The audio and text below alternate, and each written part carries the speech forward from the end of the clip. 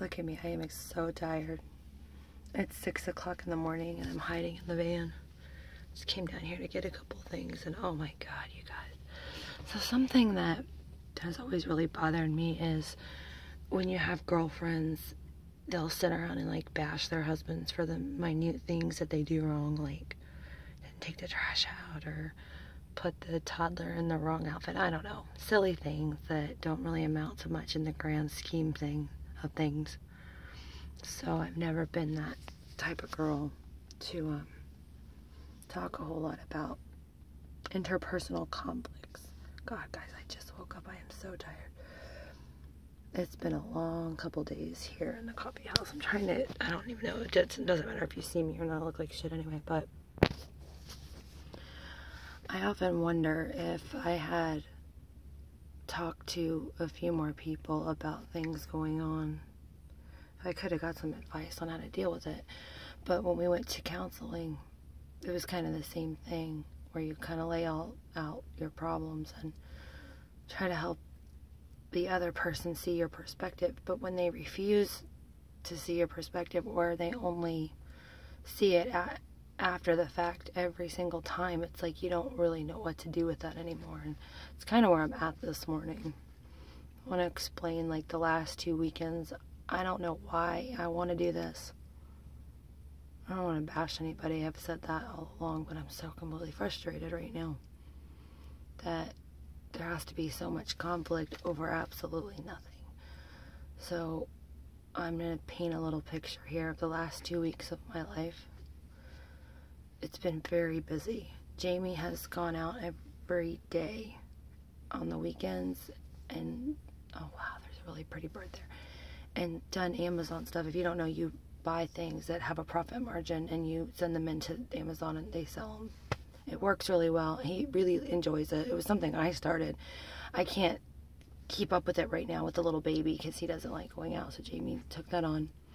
And he's good at it, and he enjoys it. You can tell he's excited about it. And when he does that, he gets really in the zone, and he's not interactive as much. Like, you try to have any kind of conversation with him while he's doing the shipping part, and he's just not, you know, there. And that's fine. That's fine. I totally get that. When he's out, we don't text much because he's using his phone to scan the things, so there's no really communication there. So when he's in that mode, I just kind of sit back and let him do his thing because he's enjoying it and it's for the betterment of our family, and I understand that. As soon as he's done, as soon as he wraps it up, he kind of comes back around like, I miss you, oh my god, I've been so busy. And I tell him, well, that's a choice you make, and I'm not angry with you. You're in your zone, and no negative feelings there at all. To me, that's just life. It's life with a big family. It's life choosing to be busy and choosing to do things. We can sit and stare at each other all day long and talk, but we're moving on. We're doing our thing, and I think that that's fine. I don't see any problem in a marriage if it's busy and there's just respectful communication and there's nothing happening other than busyness. But so that's how I deal with him, is I'll come in and ask, you know, what you're doing or how's it going, just kind of keeping that line of communication open, touch base kind of thing. But this past week I've been busy. I've been running the kids to various appointments and making sure that everybody had everything they needed. And in the meantime, our toddlers have just been completely crazy. I don't know if it's the shift of they can feel like something different's getting ready to happen because we've had to do all of our regular stuff and then get ready, and we've been doing stuff to move to Australia. So it's just been a really busy week, and by the end of the day, my brain is just smoking. It's fried. I mean, this is the week that we had to do so much extra, and the baby needs all my attention, and that just sets like dominoes off because the toddlers get into stuff, and then the older kids are irritated and all that, and I take it all in stride, and I have a good attitude, and I'm still happy, still interacting with the world, and Jamie flips out. So we wake up, or actually it was Friday, we went out to the mall to get, it was the last 5 minutes the mall was open was when we finally found Cal a swimsuit. I was over it. I hate the mall. It's just too much. It's too much lights, sounds, smells, people. It's just completely overstimulating. And while I do like to be around people, I'm a complete introvert. So once I've done all that, I need to kind of decompress and just have quiet. I've stayed up late all week long just to get that quiet time. And when I came home, there was that feeling in the air of disappointment, dissatisfaction, irritation at me for not having texted while I was out. My phone was going dead. And there's not that raging jealousy of, what were you doing? Nothing like that. It's just that underlying disappointment in me that I didn't connect with him on whatever level he needed me to. And instead of saying, hey, I miss you, he gets ugly with me. Like, he would stomp up the stairs and be like, well, I guess we just shouldn't talk all weekend. Like, why? Well, you seem like you don't want to talk to me. Like, well, how would you come up with that? Well, you've been quiet, you don't text me, you don't let me in your life. And so that spilled over into Saturday morning, where he's having this, like, pouty temper tantrum on the porch that he's not in my life and that I'm not interacting with him to a level he would want to. But he never says, hey, what are you doing? He just gets upset with me. And y'all, I'm just so over it. It's completely unnecessary behavior to be upset with somebody that hasn't done anything wrong. And that's when it finally clicked, like a year ago. The things he's upset with me about, I'm not doing anything wrong, and I'm not getting any kind of feedback at the time that it's bothering him where we could discuss it. Like, you're on the phone with a friend and I feel ignored. Well, he feels ignored when I'm busy, but he doesn't feel that same when he's busy. I don't do that to him. I assign positive intent, and if he's busy, I think you're busy. I mean, I don't think there's anything, like, deeper than that, other than you're focused on a goal, you're getting there. Once you calm down, you'll say hi to me, we'll talk, we'll do whatever we need to do. But if I do it, it's just like this big thing. You don't love me, you don't want to talk to me, you kick me out of your life. I mean, it's just complete drama. So this has gone on the whole trip here. We had this discussion where I told him this is not okay behavior. If you wanted to talk to me, because I was quiet in the car too, after we had got loaded up, I'm like, oh, I'm sitting in a car and everybody's in car seats and nobody's climbing on me and I'm just enjoying it. And Kyle and I are talking about Snapchat and we're figuring out and giggling. And he says, you know, I guess you just don't want to talk to me anymore, huh? I'm like, what do you mean? And it becomes this thing of, he assigns how I feel about him based on what he thinks my actions mean. I'm over here just enjoying the drive, and he's upset with me because I'm quiet. And doesn't say, is anything on your mind, or do you want to talk about anything? It's immediate offense. He's always offended by my actions, even though I don't even realize that I'm doing it. And at this point, I don't care anymore. I literally don't care anymore that it bothers him, because I know, and I'm not trying to be mean, guys, it's just that I've been over backwards for almost 2 decades. That if he felt something, if he felt his feelings hurt, I would just scramble and try to fix it and just change everything about it. But the things that I'm doing that upset him, like if I vlog right now and I interact with my friends, you like them better than me. Well, that's partially true because they don't find fault in me every single day of my life that I'm doing something wrong. And my teenagers are pissed. Like, they are so mad because they heard this interaction. And my older son is very wise.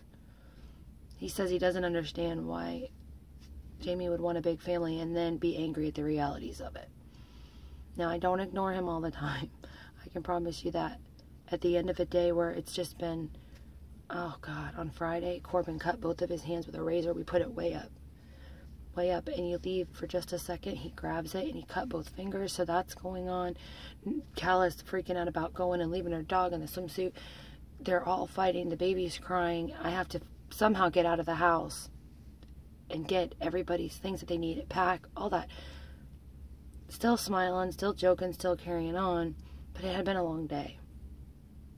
And I don't complain about it as much. And it feels like if I would complain about it more, maybe then you would see it's been a long day.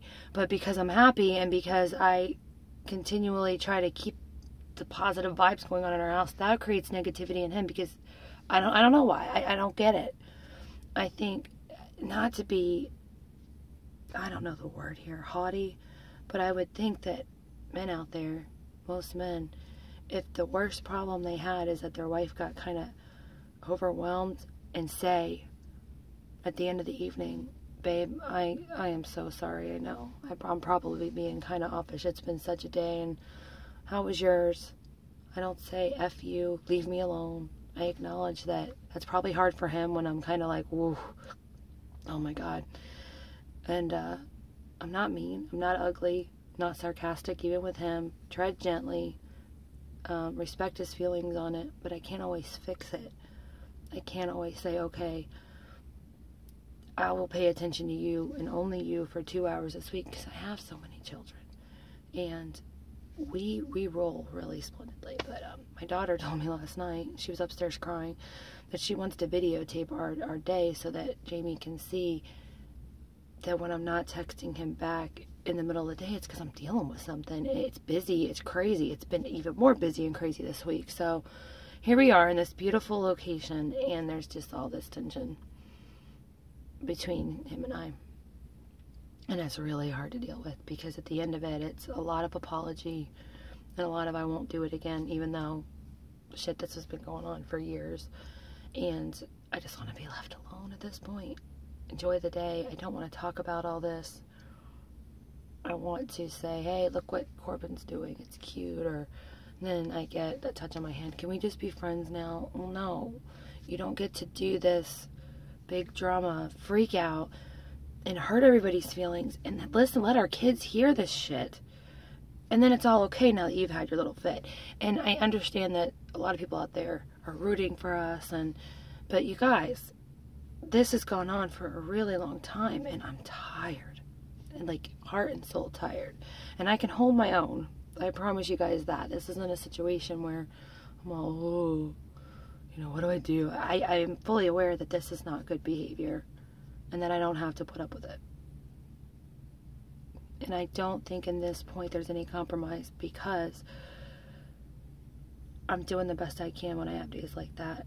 And like I said, I'm very kind and I'm very respectful that it affects him, but I can't quite change how my brain shuts down a little bit. And I do everything I can to stay around him, keep him in the loop, keep him, know what's going on, but I don't run away to the bedroom with him as soon as he walks in the door when he's feeling lonely. And I think that that's a lot of the expectation there, and he would deny that, but that fixes it every single time, and it has every single time. Then it's, I'm sorry, and it's the loop that I can't stand. To me, if there's a problem, you actually fix it. And if you know that something that's going to come out of your mouth is absolutely horribly and ugly, and it's going to set off a chain reaction to ruin everybody's weekend, just shut your damn mouth. Just stop, Whatever you have to say it with kindness. So, when I was on the porch yesterday, and I was kind of just waking up and thinking about all the things that needed to be done, instead of saying, well, maybe we should just didn't even speak this weekend. You seem like you don't even care about me anymore. And that is exactly what I got. I'm just over here. I just woke up saying, what are you doing? What's up? What do you think we ought to do this weekend? How do you think it's going to go? There's none of this, like, ball back and forth. There's a statement. You feel this way because of the way you're acting right now. And I'm all over here like, I just woke up. How the hell did I piss you off already? I mean, really? So anyway, that's a totally long rant. And I'm putting this out there because I just wonder if does anybody have a story out there? Have you got through something like this? Because it's just it's worse and worse and worse. It's to the point that when I'm alone in my house or just with the kids, it's just so much peace and quiet, happiness, joy. And then this other person comes in, and it just sets this balance off of this expectation that you can't possibly meet. There's no real change happening. Other than it's not ugly. We're not like fighting or anything like that. It's just, yeah, it'll go good for a while and then it's not. The difference is I can actually just say no. I'm not doing this with you anymore. I can be very quiet. There's no, major conflict. It's just exhaustion. It's emotional exhaustion. And I just wonder if anybody out there has ever gotten through something like that has been a long standing, pattern of behavior that's not been healthy. So if you have a story, I would love to hear it, guys.